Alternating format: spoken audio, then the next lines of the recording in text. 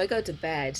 I wake up in the morning to, an alert on your phone, like a nationwide um, alert, saying the people of the town where I had eaten dinner in the restaurant the night before were under a lockdown because there was an armed maniac, a gunned maniac, going Fuck. through the place, Oh gunning my people God. down. I mean, it might have made the show, but holy stress balls, like it would have been crazy. Oh my. This is what, right when you said that, I'm just thinking, I'm like, this needs to be a movie. Like, you're not even out of like three provinces and there's so much craziness.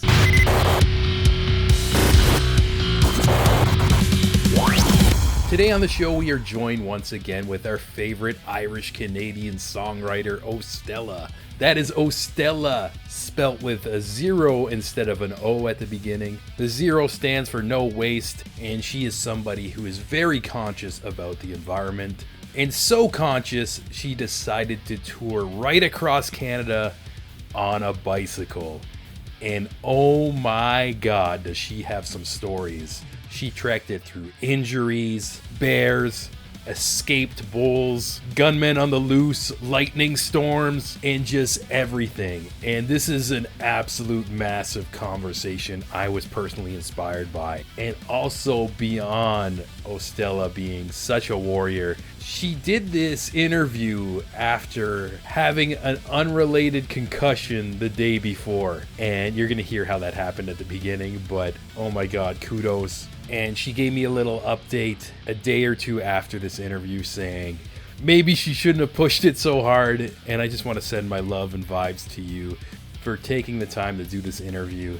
I asked if she wanted to reschedule. She insisted. And what can I say? She is truly somebody who will conquer anything that she puts her mind to and just push through like a fucking warrior. So love and respect to you, 0STELLA. And let's dive into this incredible journey. Well, hello. Good morning. Good How are morning. you? Good. How are you? Good, good. You had quite the night, eh? Yeah, I sure did. Yeah. It's Yeah, okay though. how are you feeling right now? Pretty good, all things considered. It was just a mild concussion, so even headaches and stuff were pretty good, even after I got let out of hospital. So I'm just drugging up and bringing down inflammation and taking it easy, relatively. Yeah, yeah, scary stuff. Yeah, my mom had a concussion recently too, and even I remember like lights and like even staring at a screen for a long time is Mm. hard to do. So I don't know if this is hard for you right now, but let me know during this interview. We can always redo Oh, some sure. stuff. So, No, it's all good. I uh, watched a film last night, and I was fine. I don't have any photosensitivity, although this morning I think just the back of my eyes are a little sore. So, but I have like the contrast turned down on my screen. I should be good to go. Don't fret. It's all good. okay, cool, cool. Yeah. So even if you sneak away and hide, we can hear Sure. your voice. We'll make All it a good. Spotify episode. Yeah. Well, I mean, like I may just like look around the room and from time to time instead of looking at you on the screen, but that's okay. Yeah, yeah. So it happened while you were skating, or? Yeah, we were ice skating with a buddy and her little 8-year-old son, and we were teaching him to skate all day long. And some guy, mid 20s, was like super great at skating, and I think he was just acting the ass and pulled a trick move and fumbled it and fell and came sliding along the ice and took me out from behind. So I didn't even see him coming. I heard a fall, but I didn't see him come for me. So he just took my Damn. leg.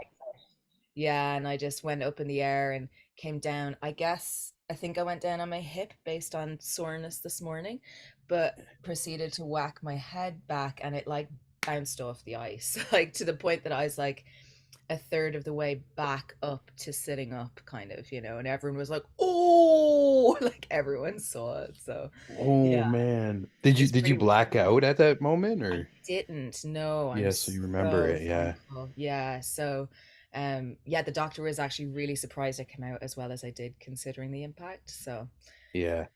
thank you, body. Thank you, Yeah. universe.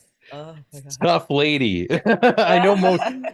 I know people who rescheduled interviews for less. So these Irish chicks are built different, you know? Oh, they're hard to take down. Yeah, these North American girls be like, "Oh, the Mercury's in retrograde, and I'm a Sagittarius. We can't talk today," you know. But fucking, you get knocked out. Let's do this. Let's make some content. Totally. Yeah, that's badass. And speaking of badass stuff that you've done, I mentioned in the intro, you're a singer-songwriter. The second time on the show as well. You did a tour across Canada, but not only a tour, you did it on a bicycle. And I've been so excited to talk to you about this. I've seen little like news reports from the CBC that you posted and stuff like that, but that is so cool. And I just kind of want to go back to almost the beginning of what inspired you to do that. So, yeah, let me know. Yeah, well, I think it all started out in 2020. It was 2020, and I was sitting watching a live stream from one of my favorite musicians, Glenn Hansard, and he was remarking on how clean all the skies looked because no one was flying anywhere. And he said it got him thinking about his world tour schedules and how he might endeavor to have fewer transatlantic flights when things open back up again in an effort to contribute to cleaner skies. And I was like, oh, that's an awesome idea. I have my doubts as to whether or not he'll follow through on it, whether he'll be able to. But I mean, if anyone should be doing something like that, should be the girl with the zero in her name for zero waste, right? So Hmm. it got me thinking, and I also had a possibility of renting a transit van that had been converted into a mobile stage at one point, and I was like, oh, there Wow. must be some kind of way that we can like work this into a cross Canada tour, and I can strap the bike to the back and cycle some of it. And then I ended up getting invited to France to a residency for late like autumn 2022, and I was like, oh, here's the opening, right? I'll get myself to Halifax and fly to Dublin, so that's the shortest transatlantic flight I can do, and then pedal my way and camper van my way to the residency, write for a month, and then tour that new material back through Europe, get my return flight, come back over to Canada, tour my way home. And Mm. anyway, 2020 being what it was, um, and 2021, it all just pretty much fell apart. Like plan after plan after plan just dissolved. But it still left me with a record that made. I'd spent all of 2021 making this giant record. Um, and so the first half of that was scheduled to come out in October 2022. So I was like, right, well, I guess nothing's left except me and my bike to promote this thing. And I come from a family of cyclists anyway, and I used to do a lot of long distance cycling through like Argentina and Ireland and stuff when I used to live in Ireland still. So the concept wasn't alien to me, but I hadn't really cycled beyond commuting in Canada since moving here, really. So that was like 15 years. So I took the summer of 2021 to start training again, and I entered a race at the end of the summer around September in Drayton Valley for 160 kilometers, just to get a baseline on like a racer bike and see what everything looked like. So yeah, so I kicked off last April from Victoria and ended up in Halifax on the first of October. Yeah. Wow. Yeah, it's cool to hear you kind of like break down your training and stuff too, because I didn't know the backstory. I didn't know if you woke up one day and it's like, let's do this, get on the bike. And even I was thinking you were going to the East Coast from Edmonton. You even started in Victoria, which is insane to me. And I kind of want to know like and also I use the word insane. It's also very commendable of like your philosophy behind the reason that you're taking this trip. But I also want to know like maybe on your first day when you first jumped on the bike and you started pedaling, what was in your mind like, oh my God, I'm doing this right now, and like kind of the emotions and feelings you had. Yeah, they were really, really mixed. I went out to Victoria actually deliberately early so that I could get some things organized last minute, loose ends tied up and things. And so when I finally got round to leaving my buddy's house where I was staying and cycling down the big steep hill into town to my next host where I was staying, was the first time I packed up the bike with everything I planned to bring with me. I had done like one practice little cycle with most things loaded onto it in Edmonton a weekend before, but didn't get further than a block away before I hit a shard of glass and got like an outrageous flat. And I had to like change my tire for the first time ever, which is absolutely wild as well. In all the years I've cycled my bike, pretty much my whole life, and the amount of long distance stuff I've done, I've never had to change a tire. So anyway, so I did. So here I am, and of course, one thing leads to another, and it's late at night. It's like 10 o'clock at night, pitch black outside, and I'm trying to load down all of this stuff into her foyer and assemble the bike and the trailer. And everyone passing by is like, "Are you okay?" I couldn't even lift the main bag that was going on the back of the trailer, barely could. It was Damn. probably about 90 pounds, I'd say itself. Like it was so heavy.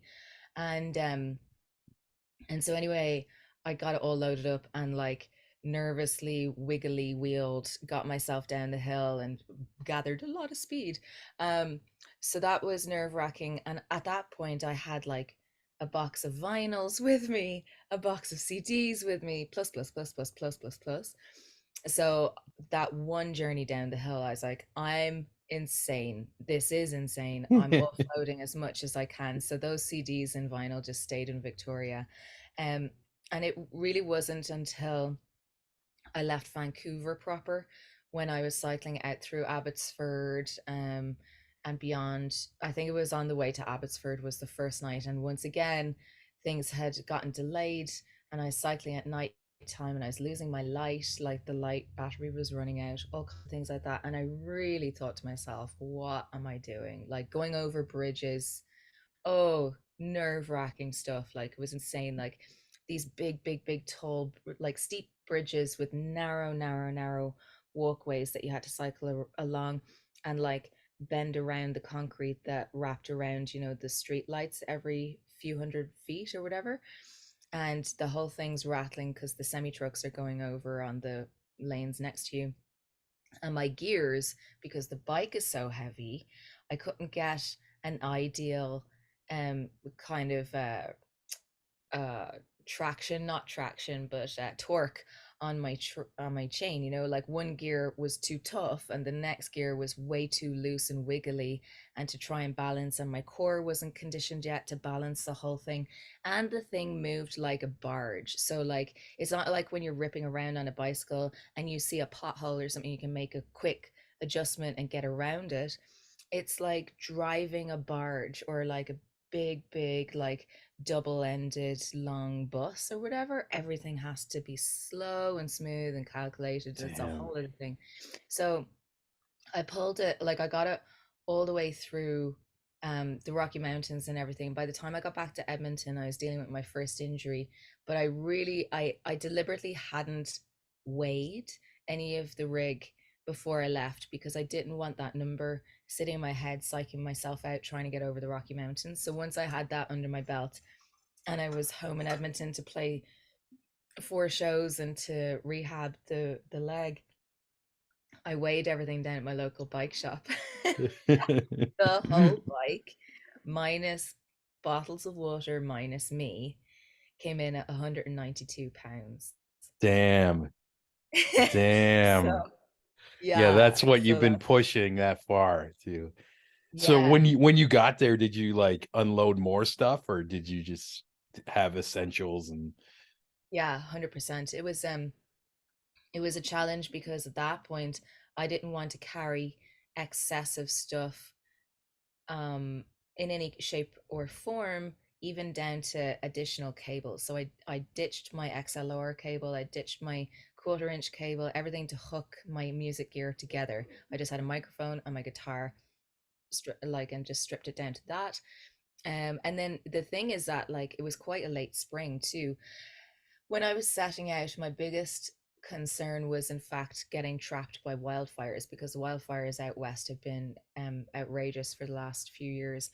And last summer, 2021, when I was training, a good 50% of our training days were called off due to um, the air quality. And some days, once that wild heat dome came through, we were literally having to decide, do we want to get lung cancer today or heat stroke? Because we need to Oh, get training in. Which one do we do? So we like there was a few days, one in particular where me and my buddy went out training and it was 42 degrees, and she started to get like mild heat exhaustion symptoms. She was getting a headache and feeling a bit nauseous. So we took our time and we found like a public play area, with a fountain or whatever, and we just drenched ourselves and she recovered quite nicely. But like we were going down, country roads down by farms and things, and you could hear and feel your bicycle tires like sticking to the tarmac of the road. Like it was oh my really God. intense.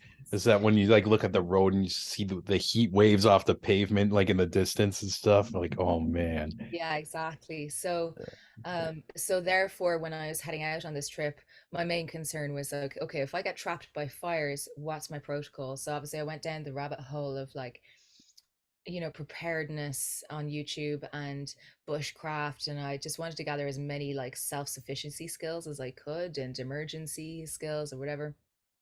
So I was like loaded loaded up with like like dehydrated foods that I planned to eat, but far too much of it. I had packed enough food to do me for practically the summer. So it weighed about 10 or 20 pounds in its bag itself. Like so excessive, but then you've paid for the food and you've gone through the trouble of dehydrating it yourself. You're not just going to ditch it somewhere. So that was like a real cross to bear, kind of, Yeah, yeah. having to like eat the stuff to get to just reduce the weight. God damn it, really resentful. Yeah. um, It's so so tricky to plan though. I can't even imagine like even like I was thinking like if I were in your shoes, there would be so much worry of am I overpacking? Am I underpacking things? It's just you don't know. You're kind of just stepping into the unknown, and this is like trial and error, Like it's so crazy. yeah, definitely. And that is the issue, is that I have lots of cycling experience, but I had no bike packing experience. So it really was trial and error. And I made all the classic mistakes of a new bike packer. I overpacked and I didn't have enough of this or whatever. Like the Mhm. balance wasn't there.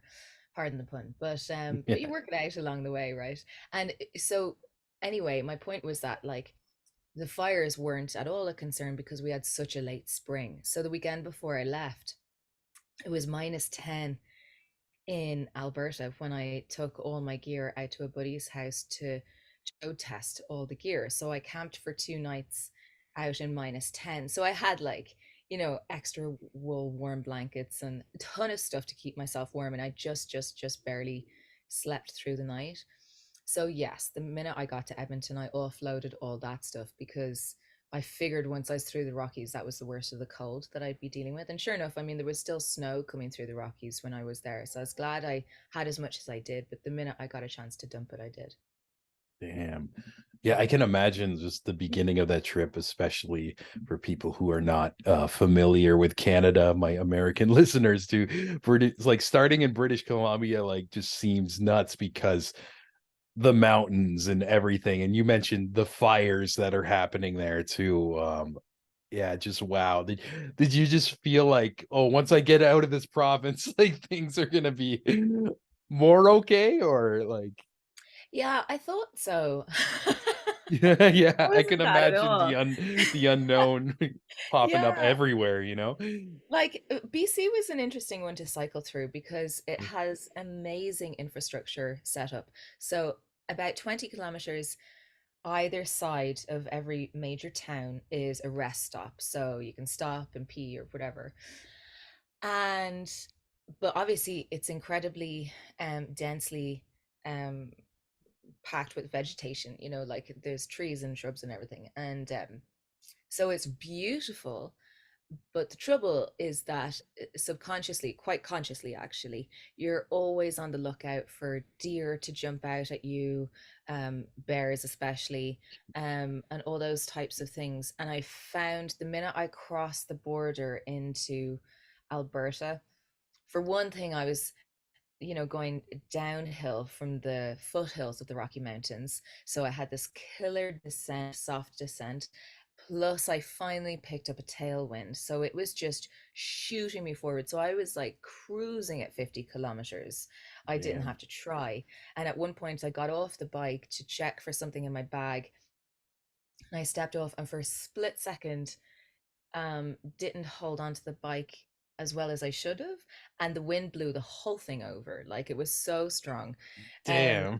but, but that wind really can be your enemy too, because that was the one and only time I think in all of the prairies I had that tailwind. Everything else turned into a crosswind or a headwind, and that's where I ended up picking up the second injury.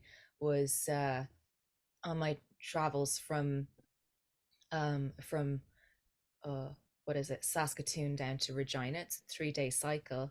I could have taken 4 days because if you remember, I had gone to Edmonton with the first injury and was rehabbing it there. So I was there for a week to try and get that under control.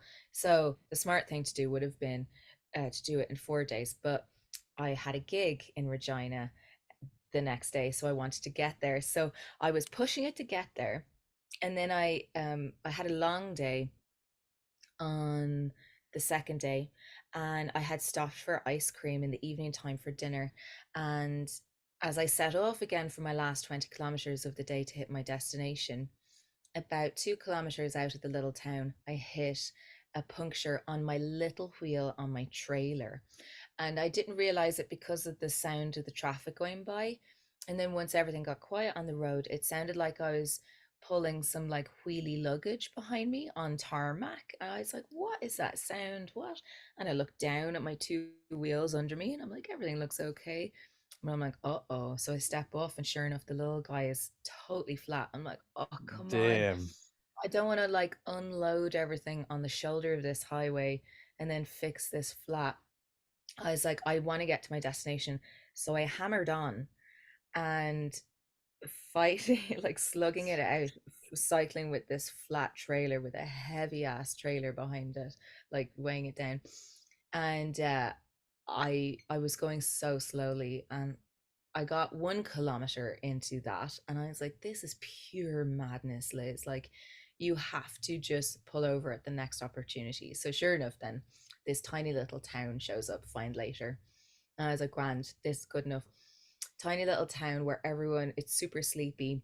There's front doors unlocked, and everything looks like it was kind of creepy. Like, everything in houses kind of looked abandoned in the middle of a task, like a Interesting. creepy, yeah. And I was knocking on doors and no one was answering. I'm like, is everyone over at a neighbor's house or something? I couldn't find anybody, and I was just losing a bit of heart at one point. And then I spotted one young guy in his 20s, and I was like, hey, he was in his back garden. I was like, can I camp in your garden tonight? I have a flat, blah blah.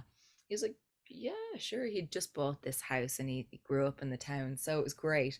So I fixed the tire and headed on the next day. But get this then. So the day I was coming into Regina was a grand day. And I stop um for my last break of the evening. I'm like, okay, I'm getting tired, but I definitely need to get there tonight. Let's stop for dinner. So I'm going along the number 16, or no, number one, I think it was north anyway. Um, and so it's 2 lanes of highways. They're all doing like 110 plus. And I see a restaurant off to the left. So I have to take this left turn across. And there's So normally go a across the dedicated highway turning. and everything. Yeah. Damn. So, and I can't move faster than really at a push 15 kilometers an hour.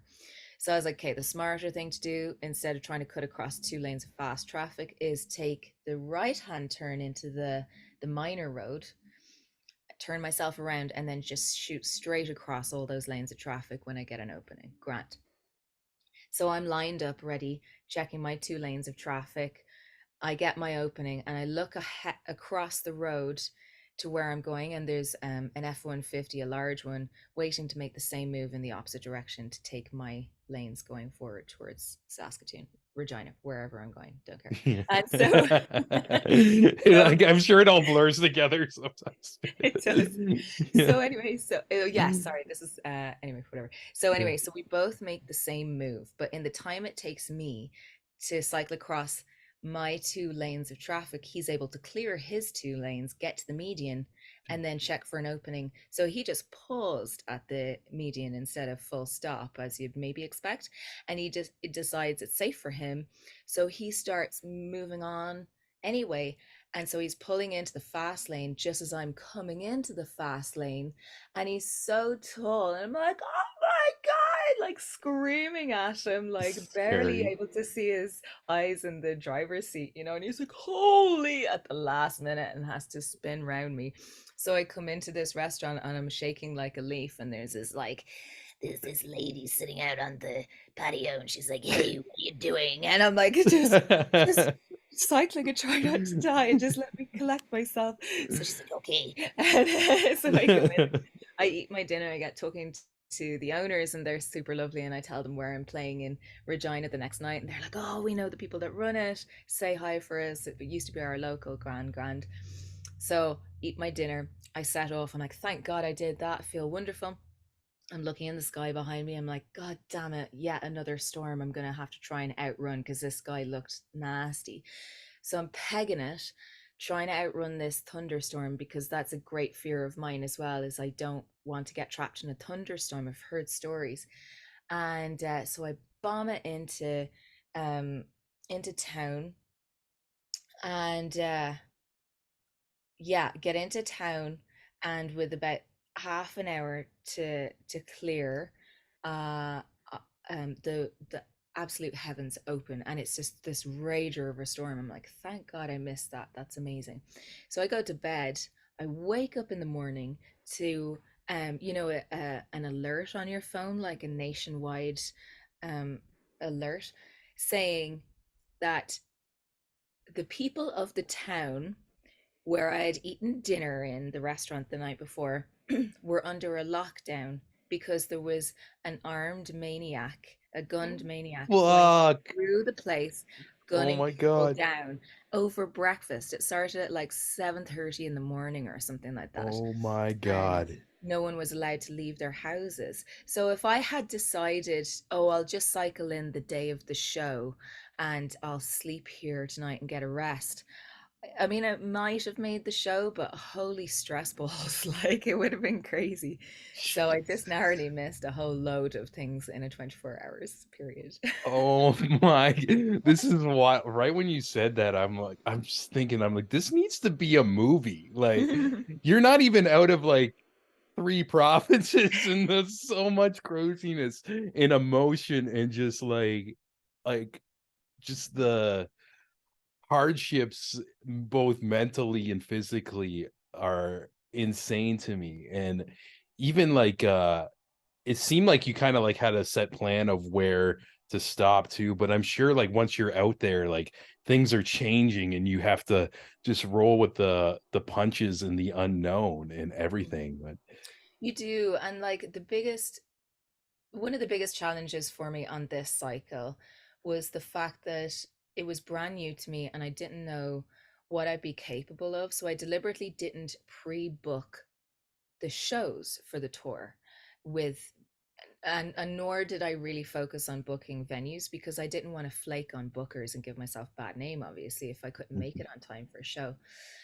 So I've been booking mainly house concerts, because the point of this tour after lockdown was to go back out in the world and find the human condition, like the genuine kindness that I know everyone has, but we'd all been like spoon fed this BS all for the 2 years that like the world is scary and dangerous, and sure enough, sure felt scary, but mainly that humans were dirt and like not cool and not to be trusted, depending on what your beliefs were like.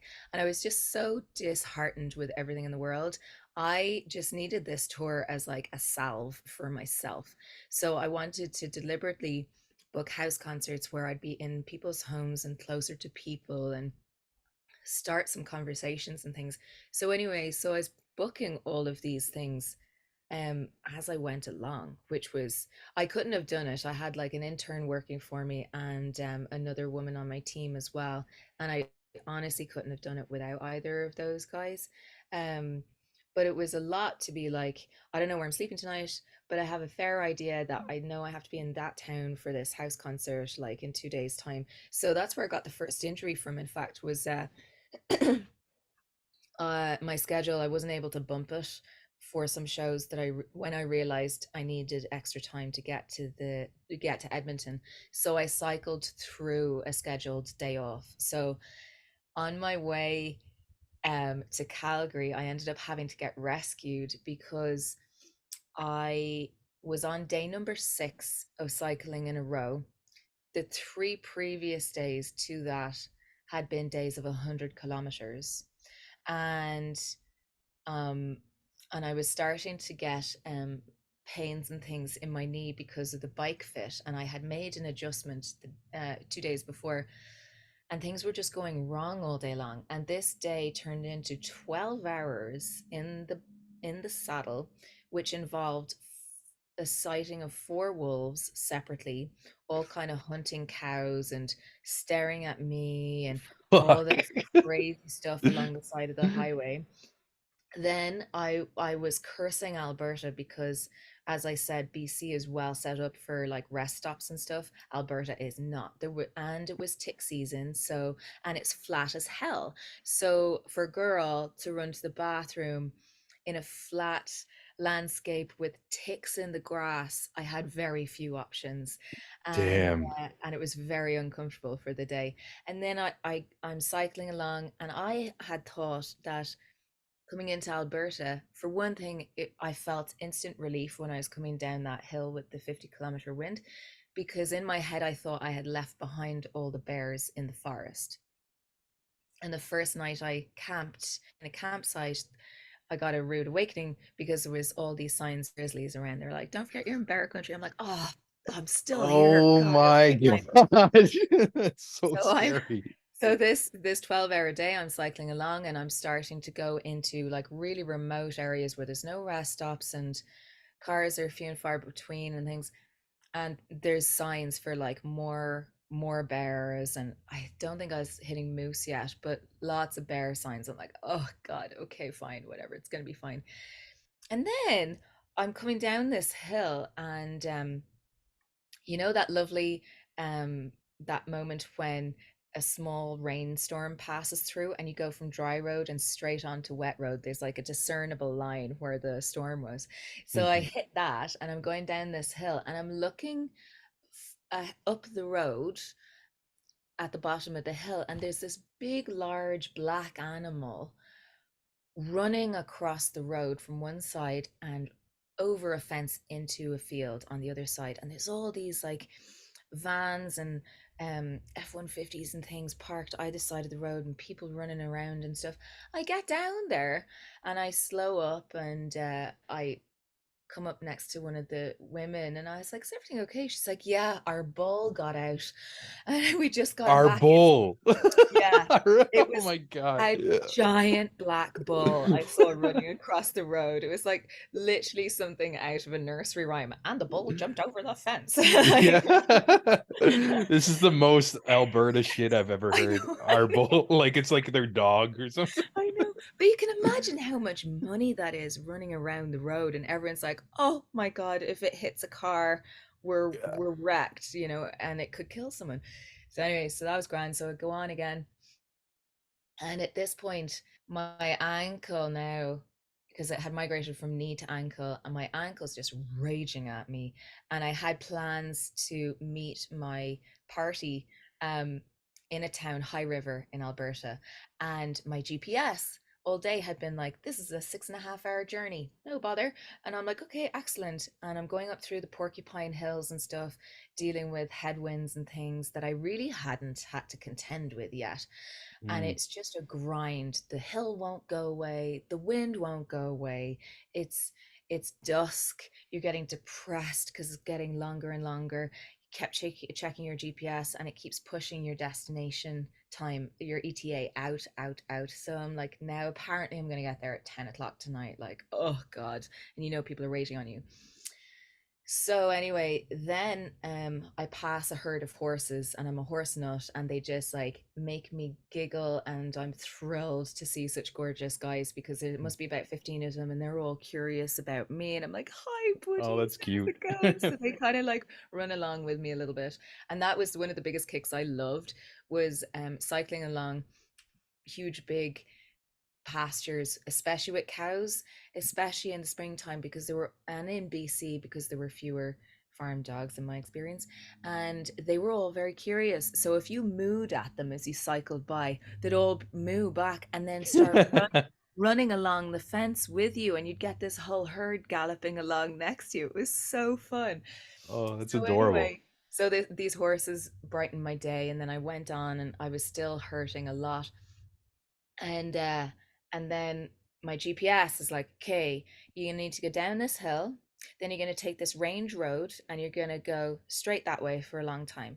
And I'm at the top of my hill that I have to go down, and I can see the other part of the range road, and it's nothing but hills up and down, and it's gravel. And I'm like, you're joking, I don't want to deal with any more hills, my ankle's not gonna take it, so I'll take the long way, thanks. So I go to take the long way around it, and the turn it wants me to take says that it's a closed road to traffic. I'm like, this can't be right. So I'm like, damn it, like I'll just go back, and I'll eat it. I'll take the hill, whatever. But sorry, I didn't realize that it was gravel at that point. So I cycle all the way back, and it's now dusk, like hard dusk. And I'm getting really dejected, and starting to feel completely lost and stranded, and like I won't make my destination at all.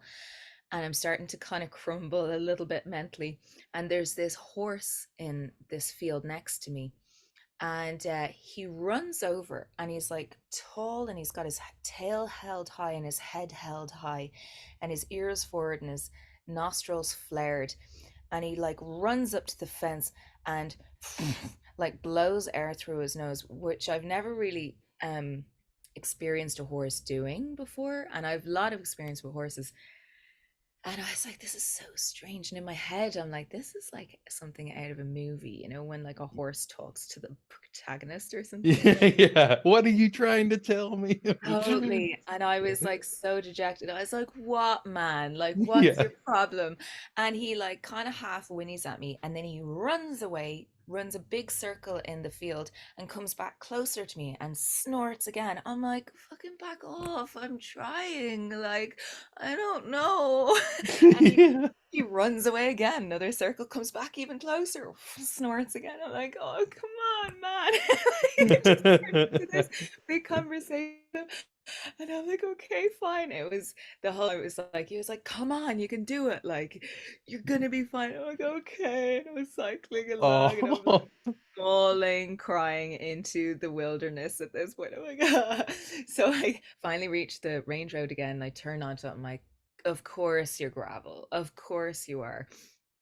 Um, and of course, because of the weight of this bike, and the trailer only has one wheel, so I'm like two big bicycle wheels and a tiny little one wheel behind me. So just a snake of one wheels.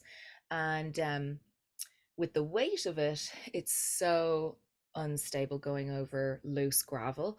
So I was going up hills, down hills. I'm starting to lose light, so I put the flasher setting on my headlamp to reserve more energy in the light, because now I have no clue how long it's going to take me to get to my destination. Probably going to lose light, my headlight. So I'm like, it's flashing. So you're going down the hill, gravel, in pitch black now, with only flashing light, stroby light to light Oh the. my God. So you got So I'm like getting like, these seconds of view in like, oh my Yeah. god. So I'm like half getting vertigo too, and I'm trying to like stop it snaking or fishtailing, you know. And every time I have to correct my balance, I have to put down the sore ankle to steady myself, which is just making it worse. So I finally eke my way to the top of this one hill by a farm, and I'm like, that's it, I'm done. And it's a clear sky, but there's this massive storm rolling in, and it's flashing with lightning, and it's coming my way. I'm like, forget it. So I ring for help, and the van comes and picks me up, like just as the first droplets are falling out of the sky. It was just mad. I felt God like damn. such a failure that day. It was just it was excruciating emotionally and egoly. Oh, there's so much like with the weather conditions, technology, and distances, and even around this part, you're semi like if you look at like Canada as a whole, you're kind of close to home in a way. Relatively. What made you like so this is kind of still the beginning and you're having like all these feats of like just things coming at you. What made you not quit and say, I'm just gonna keep going? Because at this point you're close to home, you're not even halfway yet. And you're like, did you have like an epiphany where like you're just like, I can quit, but I'm just gonna keep doing this type of thing? Or I had my best friend saying that to me all the time. He was yeah, like, I'll pick you up anywhere. Like, no one's going to think less of you. It's yeah, fine. mhm, But it just wasn't an option in my head. I'm yeah. extremely stubborn. I don't know what it is to me. Um, I mean, if we want to be really, really honest with ourselves, Yeah. I mean, it's not like I'm signed to a record label or anything. And so there's always, you know, you're always comparing yourself to other people, right? And you have this sense of what success looks like, or Yeah. this particular notion in your own head. And since I hadn't met the criteria of what I define success by just yet, I was like, well, if I can't do this, I am a total failure because I haven't met Mm, anything else yet. I really think that was a lot of what was driving me. Um, but I really haven't been much of one to quit anything ever. So I don't know, just very stubborn, I guess. yeah, that's understandable. I feel like a lot of like independent artists too can relate to that mindset as well too, where the comparison and sometimes like that could be the death of you, but like on your journey, it's like most amazing motivation too, because you end up doing this whole thing too. And even did you find it got a little easier after time? I know you're getting injuries. Um, did it go the other way? Like, I feel like the first few provinces are probably like in my mind are probably like the worst to trek to, but also they've, as you've told, like they've beaten you up and just continuing this journey. I can't even imagine like your legs getting more tired. Like so many things, like a million things I could ask you. Like, but I know. yeah, just kind of like how were you feeling like on that next stretch? Uh, Pretty down in the dumps to be honest, Yeah. because as I was saying, when I was on the way to Regina, so that thing with the gunman and stuff, I was incorrect. That was on the way into Saskatoon, and then the next day leaving Saskatoon, I camped over. The following day, which was day 2 of the 3-day cycle from Saskatoon to Regina, was when I got that flat tire and I had to like cycle it for a kilometer with the flat tire in the trailer. Then when I got into Regina, I didn't make it into Regina. About 40 kilometers out, I started my knee injury really started getting angry, and it was a rager of a hot day. Um, the day before, on my way to Regina, and I was having to stop every 20 kilometers to ice down my knee and rest in the shade. And I stopped for my last break of the day before the last 40 kilometers. And as I was coming down the hill into the little town, it was Capel Valley. My knee was so sore. It was like my patella, my kneecap was really, really painful. I couldn't bend my leg any longer. So coming down the hill, I had to hang my leg off my bicycle straight and just pedal with one leg. And so I decided, thank God, there was a campsite just across the road from the 7-Eleven I was stopped at. So I camped there for the night. And if you've ever tried to get into a tent with a straight leg that can't bend, it's pretty tough. So my plan was just to get loads of rest and cycle again the following day. And an electrical storm blew in to the valley that night. So I was camped Jesus. on a hill by the water, all the things you should not do, Oh my God. under some trees, and this Of course. and, and this incredible lightning storm, electrical storm is going off overhead. And I was like, this is insane. I'm Googling what to do. I'm like, just don't be in this, basically. Yeah, but I can't leave this. So, but Oh thankfully man. I could. So I ran into the campsite shower building. So there was like this narrow bench, an uncomfortable distance off the floor in there, and it's all fluorescent lighting, you know. So I went in there and tried to sleep on this bench on the wall with newspapers, like, um, Jesus Christ. through Probably just this all soaked too and everything. Oh my God. no, I was dry because Okay. no rain fell through this. It was just an electrical storm, which was nice. So, so I was in and out all night long, checking because it would sound like it had gone away, and then I'd come back out and I'd check things were okay and back in the tent, and sure enough, it's back. It just like blown around or whatever. And I got some video, and it's just incredible, the colors and the patterns and the streaks of electricity going across this whole valley was just nuts. So anyway, Wow. it gets to about, I don't know, 3 or 4 in the morning, and I'm like, I don't even care at this point if I die. I need sleep. So I went back in my tent and like propped my leg up on my panniers in my tent to try and elevate it, and fell asleep somewhat. I think I got 3 hours sleep. And then in the morning, my campsite buddy on the site next door to me was like, "Hey, I can drive you into Regina if you want," like, because I got up and I still couldn't bend my leg. I'm like, "Oh no, I need a physio."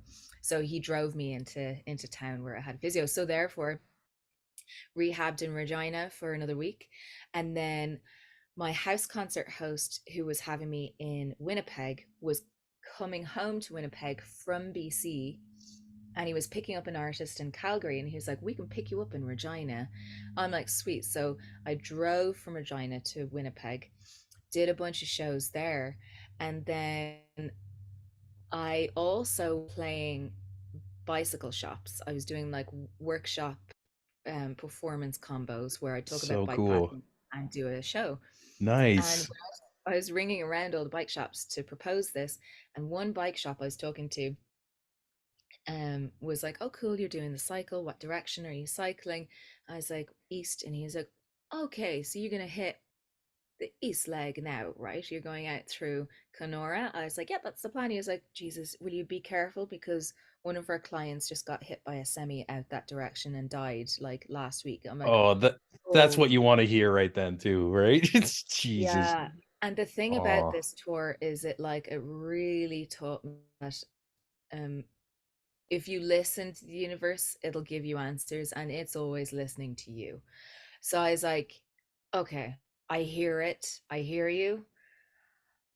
Let me just try a couple of things." So I'm like, I'm going to try my best. I'm going to put feelers out. And if I can get myself a lift, then great. And if I can't get it, I've tried and I have no other choice but to cycle it. So I put the feelers out, and this guy who had had me play his reserve in Saskatchewan was in fact driving to Montreal anyway. So he was able to pick me up. So he drove me as far as um, Sudbury in Ontario. So I missed all of that. So basically, all of the prairies after Regina, I didn't have to cycle. I wasn't capable of cycling it. Mhm. Because there's like, for any listeners that don't know, there's a stretch of about 200 or 300 kilometers coming through northern Ontario, where it's wild wilderness. Like bodies disappear all the time, and there are no rest stops, no nothing for that whole time. And I really just didn't think that the first time back on the bicycle after this injury, to see how it would fare, would be this part, would be a smart place to do it, because if anything went wrong, there'd be no option to get help. So I was like, I'm just Yeah. gonna skip this. I It's couldn't not even fun. imagine like the fear I would have too, like with my leg banged up and feeling weak too, is if like of you do come across a bear or something, it's just you're basically lunch, you know? It's there's nothing you can do, you can't fight, and oh man. Yeah. Also, I need to ask, how are you for time? I think you mentioned you have a thing in a couple minutes, or Yeah, I can stay a few minutes extra. It's fine. yeah, or we can do like a part two or something. I feel like I have a million questions. We're like halfway on your journey and everything, but I know. Well, this why is don't we do so another 10 minutes, and then I'm totally down to do a part two. Yeah. okay. That'd be awesome too, because yeah, even like I feel like I underestimated this interview. Like as you're talking, I'm just like, oh, there's a million things I want to ask you, and we're not even like halfway on the journey. Maybe even like since you have like a little bit of time to you mentioned that this was also kind of like in a way like a social study of like humans, and how you were talking about like lots of people have been only seeing the bad and stuff. In the end of the journey, were there more was there more good than bad when you looked at humanity, or vice versa, or a mix, or No, we're all assholes, really. That's all it is to it. the end? Yeah, just give up now. Yeah. No, it was so needed and so worthwhile. I tell you, like, there's always an exception to the rule, but I'd say 99% of the people that I met were exquisite human beings. Everybody was generous, hospitable, and so many people, when they come across a nutty person like me doing something like this, they're so awestruck by it and inspired by it. They really want to live vicariously through you and become part of your story. So I was aware of the fact that I was a novelty in their lives, and also aware of the fact that I was staying for a very short period of time.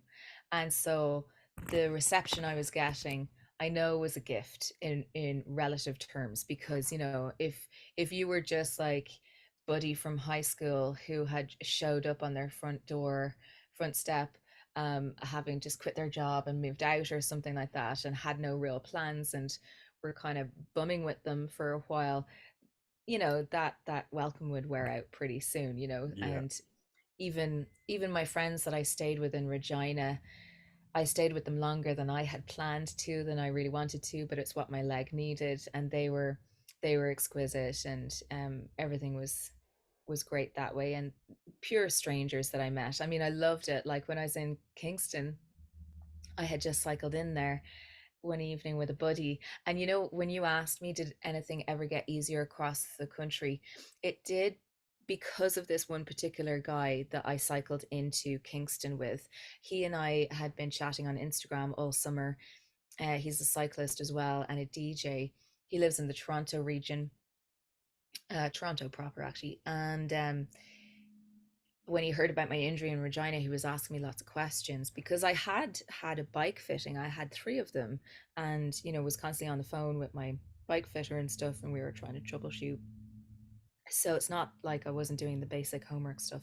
But anyway, he mentioned cadence to me. He was asking what my cadence was, and I had like a little cadence sensor on my pedal stem, and anyway, I told him my numbers, and he was like, "Holy, that's way too high." So basically, the cadence is the speed at which you make one full rotation, and when you do faster rotations, that makes for a very high cadence, and slower is a low cadence.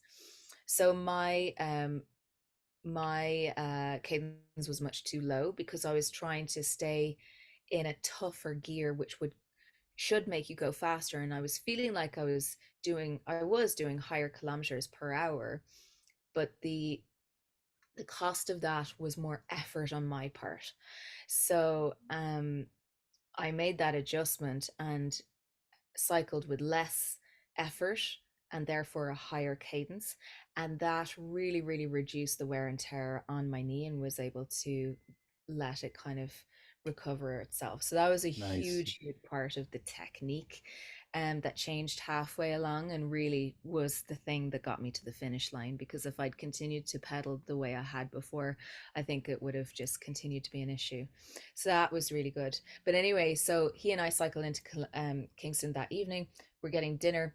I have the bike parked along the fence of the patio we're sitting on. We're coming out after dinner, and these two women walk by and they read the little sign on my trailer and they're like, "What is this about? This sounds great." And they've just been, it's summertime, right? So there's festivals everywhere, and Kingston was just alive when we cycled into the town centre that night. And it was like cycling into a mini Trafalgar Square in London, UK. It was Cool. so cool. And especially after the last 2 years, I hadn't seen anything so alive with culture and so many people packed into one place. It was amazing. Yeah, because this is just post-pandemic right away. Like, you Yeah. were one of the first people, like, I've noticed who started touring, like, right after, so, Yeah, yeah, that's totally. yeah. So they ended up inviting me up to their house to play a keg party. So I Cool. ended up, yeah, it was so amazing. I ended up having to stay in town an extra day to be able to facilitate them. But it was the first time on that whole journey where an impromptu invite had occurred. And it was so wild because it recovered my sense of hope in my entire endeavor, because all of my friends that I was leaning on for advice and guidance who had done similar things to this pre-pandemic, they all had a lot of anecdotal stories of busking in the new town that they had arrived in and almost instantly being invited back to people's houses to play an impromptu show where they invite their friends and family over, and it was so fun and well attended and it was a great payday and all the other things. Oh, And nice. and after all the busking along the way, I hadn't had an invite like this until Kingston. So I was like, oh man, it just felt like everyone was still very nervous to do anything spontaneous. Yeah, yeah. What a great vibe, though, and I feel Mm. like that's probably gave you some good energy to push on Oh, through, it and did. And like the keg party was just amazing. It was out on a lake and there was like 50 people there. They were all like university kids and their parents. oh, hell yeah. They were all like high school friends and also hadn't seen each other in about 2 years.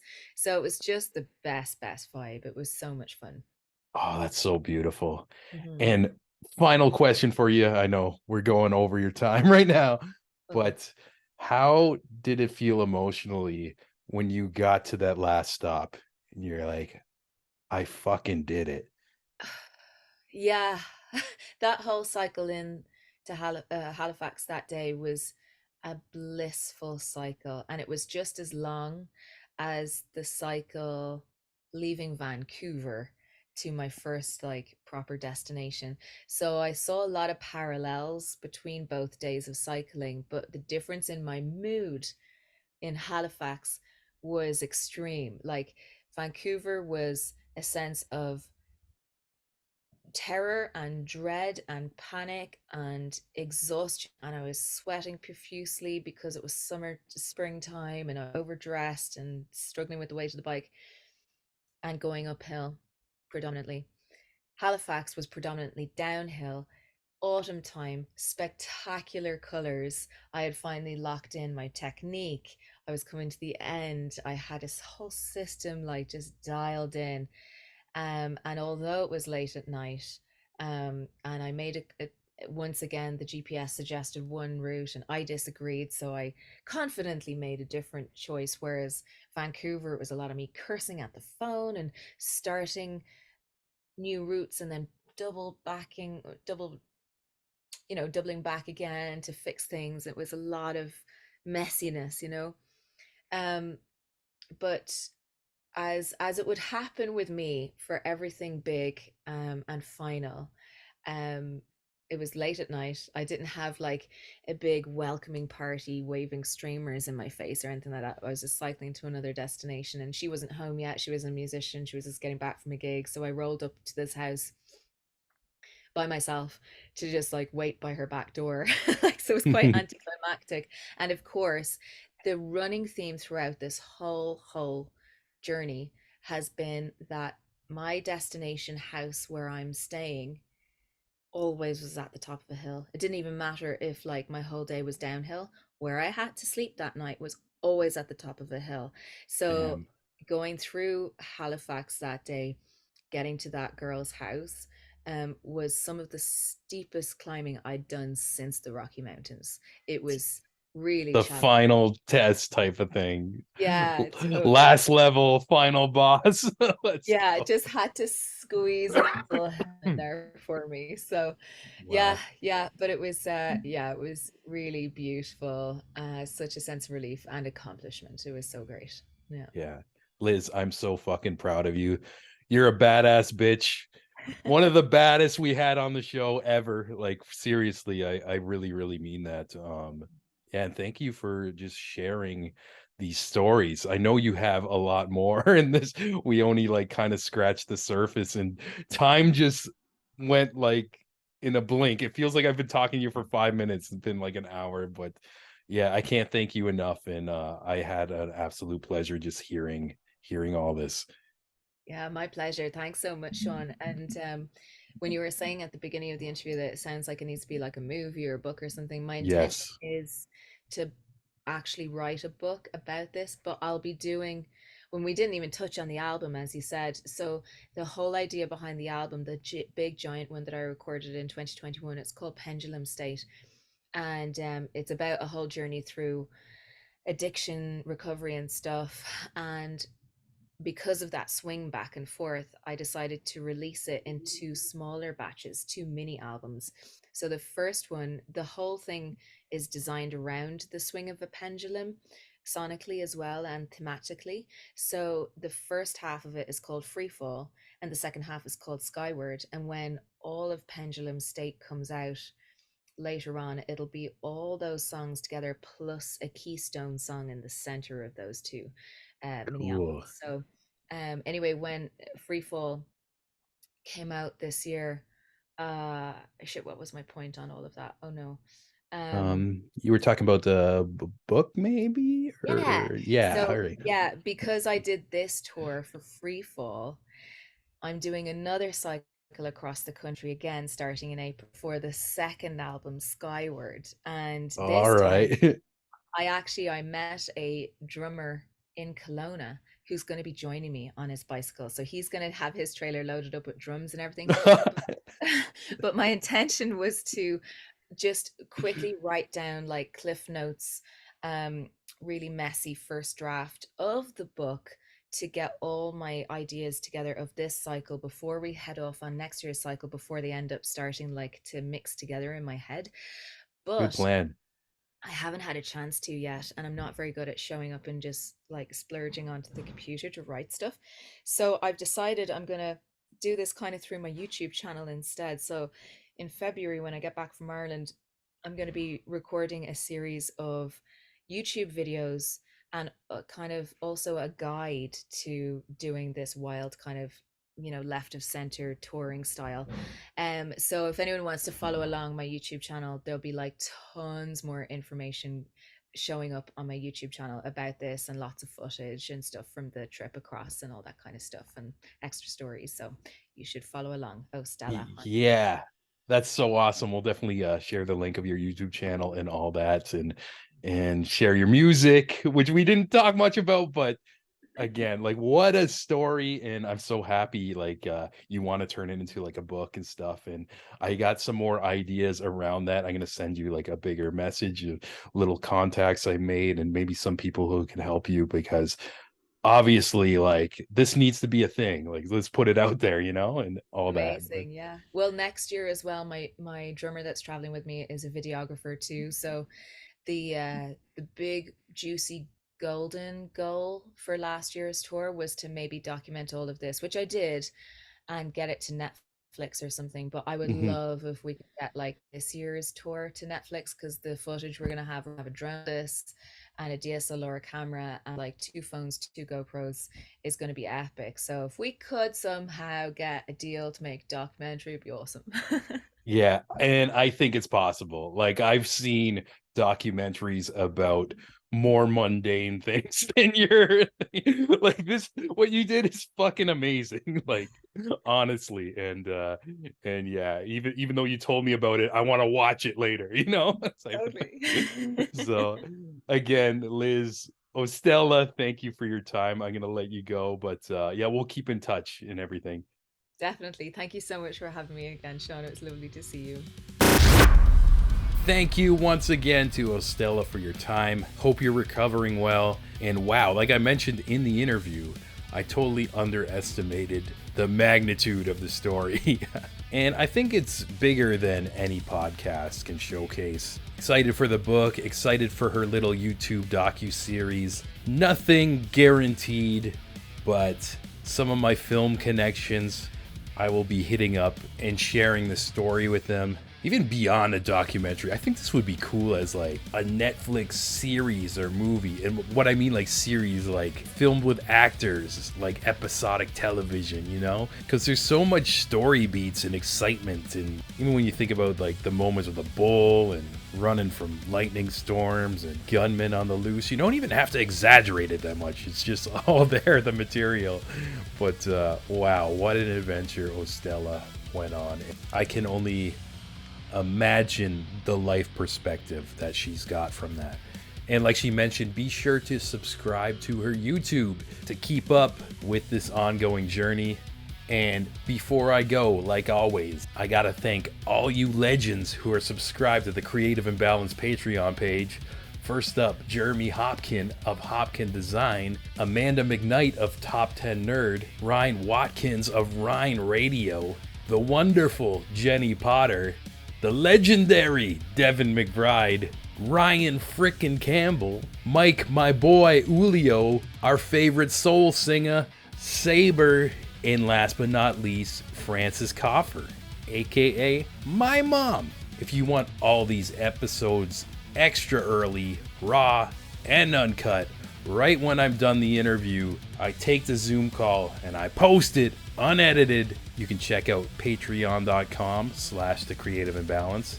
And on top of that, you get a shout out at the end of every episode. And even more, you can go to bed at night knowing you're a badass motherfucker who supports independent media. And I got another talk recorded for you that I'm about to post today. And that being said, even if you just listened to this or gave it a share, I love and appreciate you. And we got more coming your way. Thanks again, and we'll catch you next time. Cheer!